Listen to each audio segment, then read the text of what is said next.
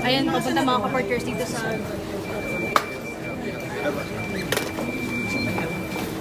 Anin lang po natin. Anin lang po. Sir, Anin lang po. urong lang po. Luwag. Urong lang tayo, luwag. Ari ko. Ang usapan kahapon with Bourbon, aakyat sila. Sir. Atras tayo, atras. Ngayon, Atras. they're asking us, Atras. Siksikan. kahapon sila nag-importante. Parang visitor management system. Pero Jo. kahapon, ang usapan, talagang dapat, nandun lang sila sa guest list. Sa guest list natin sila eh. Yeah, they're my guests. They're my guests. You have their names. Have you given their names? Asan yung guest ko? Asan po yung mga guests ko? Nandyan. Ito po so they're here na sa baba. Sila natin sila.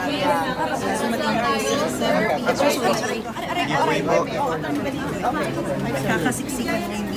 Dahil yung mga guests na yun para sa hearing, so nandito yung mga guests ay pinatawag na sa hearing, pero mukhang nagkakaproblema dahil hindi pinapapasok ka na. Dahan-dahan.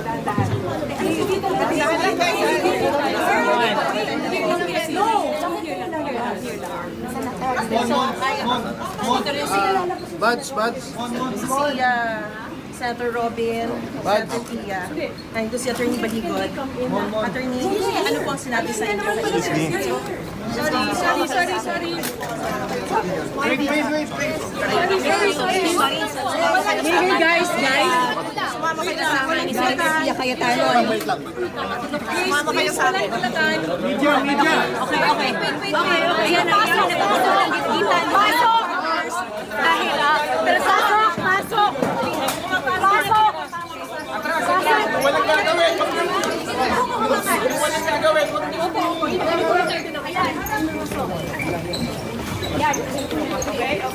Ayan, kasama ng mga nakapasok yung mga meeting man na kasama sa guest. For the Blue Ribbon Committee. At sinabi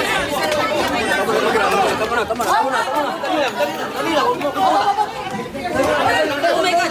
Senator! Sir, malaki respeto namin sa inyo. At pinipigay!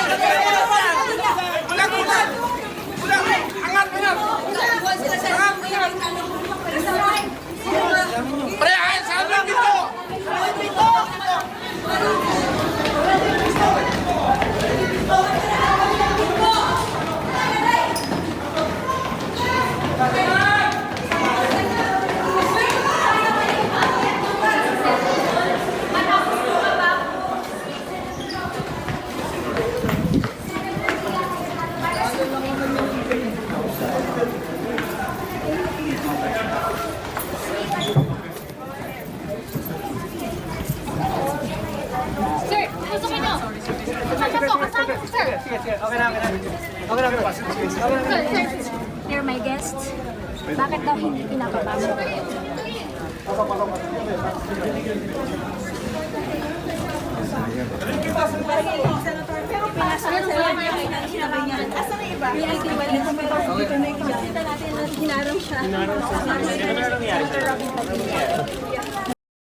Na pag-aari ni former Speaker Martin Romualdez. Salamat po. Mr. Chairman. Sorry to interrupt. Marami pong media sa labas ayaw papasukin. Makiusap ulit ako sa staff kung hindi ako mismong bababa. Sa pagkaalam ko, may freedom of the press pa naman at hindi nyo naman pipigilan. Nandito lahat ng ating mga kapatid sa media, nandito lahat ng camera. So, pagbigyan natin lahat ng stasyon at lahat ng outlets. May pakisabi, tingnan nyo kung sa gate daw, pinakita sa akin picture, ayaw papasukin. Nag-issue kasi po si Senator Win Gatchalian ng 10 o'clock, uwian na. Sabi nila gusto nila magtrabaho, pero 10 o'clock gusto nila uwian na. So, tutuloy natin to, Mr. President, Mr. Chairman, but sana nga po, huling panawagan na to, na lahat ng gustong mag-attend, basta't maayos lang, payagan po nilang papasukin. Thank you, Mr. Chairman. Mr. Chair, may I be recognized for a few seconds of preliminary statement before you start asking questions directed to the 18 former soldiers? Yes, that is supposed to be the one I will ask you to do because you need to identify them, their circumstances, kanino sila nagtrabaho at kung paano nila nagawa itong pinagsama-samang salaysay na ito. Please proceed. Okay. Salamat po, Senator Marcoleta. Dagdagan ko na lang yung gusto ko sanang sabihin kanina, but it will take me a few, 1-2 minutes lamang po. Dalawang reason po kung bakit nandito kami ngayon sa harapan ninyo.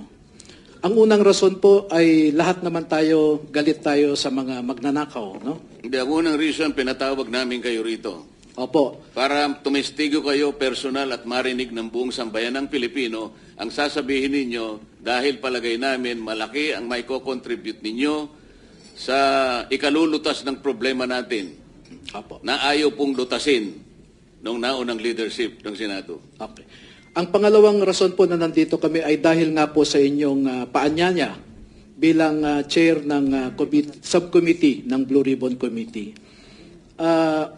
Nakatanggap din po kasi kami ng isang email kahapon galing sa allegedly sa opisina ni Senator Erwin Tulfo claiming to be the new chair of the Blue Ribbon Committee. At kagabi po ay nag-usap kami and we decided to honor the invitation of the committee as chaired by Senator Cayetano and as chaired by you as the chair of the subcommittee.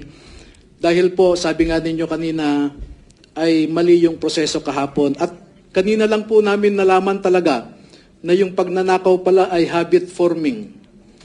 Dati ay nagnanakaw lamang sila ng pera sa kaban ng bayan. Ngayon o kahapon ay meron ding nagnakaw ng kapangyarihan. At kanina lamang po pagpasok namin ay gusto rin nilang nakawin ang katotohanan at pagtakpan ang katotohanan sa ating mga kababayan tungkol sa pagnanakaw na ito. Kaya sabi ko nga, habit forming pala ang pagnanakaw. Ito pong affidavit na ito ay isinagawa ng mga sundalo pagkatapos ng ilang meeting, no?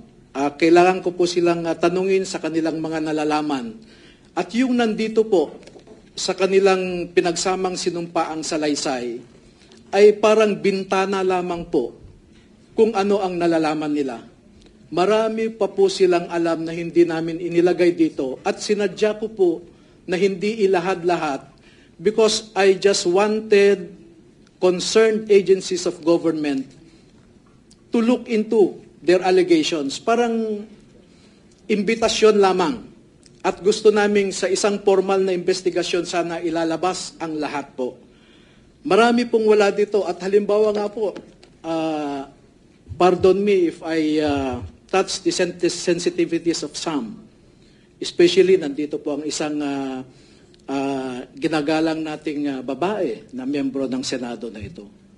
Pero halimbawa po, personal na witness ng mga sundalong ito, isang miyembro ng ating Senado ay engaged sa human trafficking, namimili siya ng Nandito lamang yung taong gustong magmalasakit sa ating mamamayan, nakaharap sa ating ngayon. Yung pong wala, ayaw nilang matanong dito. Pagkakataon na po ninyo ngayon, kayong magigiting at matatapang na ex-soldiers ng ating bansa.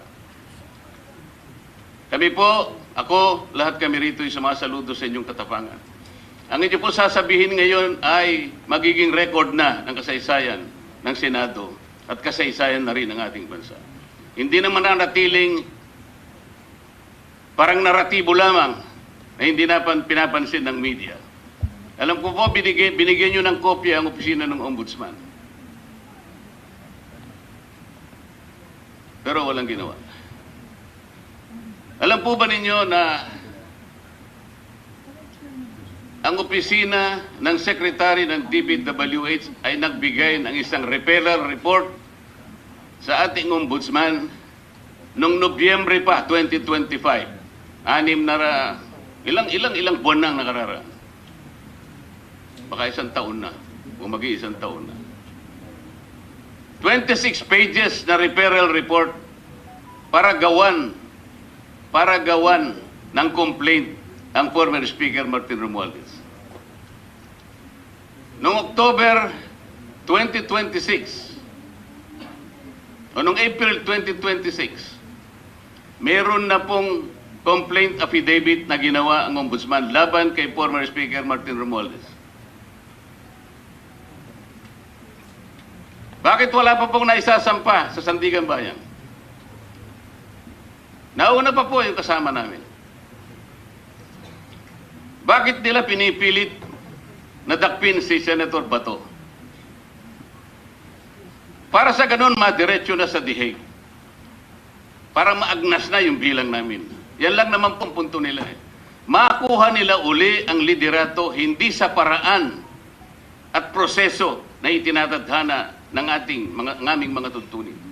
Kung hindi, ang importante sa kanila, makuha nila ang liderato upang sa ganon maisagawa nila ang matagal na nilang layunin na talagang ilibing na lamang ang issue ng flood control. Wala na pong iba. Huwag na kayong mag-isip ng iba. Napakarami kasing tao ang involved dito sa flood control nito. Ito ang multong ginawa nila at natatakot sila ngayon sa sarili nilang multo. Mga kababayan na nakikinig po sa pagdinig na ito, hindi po simpleng pagdinig ito, itong araw na ito. Ang pagdinig na ito will define us kung saan pupunta ang ating bansa mula ngayon. Kaya importante po ito. Kaya importante po ito. Ngayon, dahil wala po yung mga importanteng mga taong pinatawag natin na doon sana pasisimulan ng mga tanungan, kayo pong nandito ngayon ang tatanungin na lang. Pagkakataon na ninyo, marerecord na po ng formal ang sasabihin ninyo. Matatala ng formal. Mr. President, bago ako magsimula, meron ka bang gusto kitagdag? Well, it's not too late. The Office of the Ombudsman, DPWH, DOJ, marami kaming tanong. We need a impartial report, not a partial report. So sana pumunta sila. Mr. Chairman, dahil wala po ang ibang staff at ilang beses nung chairman ako ng Blue Ribbon ay hiningi ko sa kanila na i-administer yung oath. Maybe I can have the privilege now of returning the favor. Ako na mag-administer ng oath sa ating mga bisita. Salamat po, Mr. President. Of course, you are in a better position to administer their oath. Magsitayo po kayong lahat. Taas po natin ating kanang kamay. Do you swear or affirm to tell the truth, the whole truth,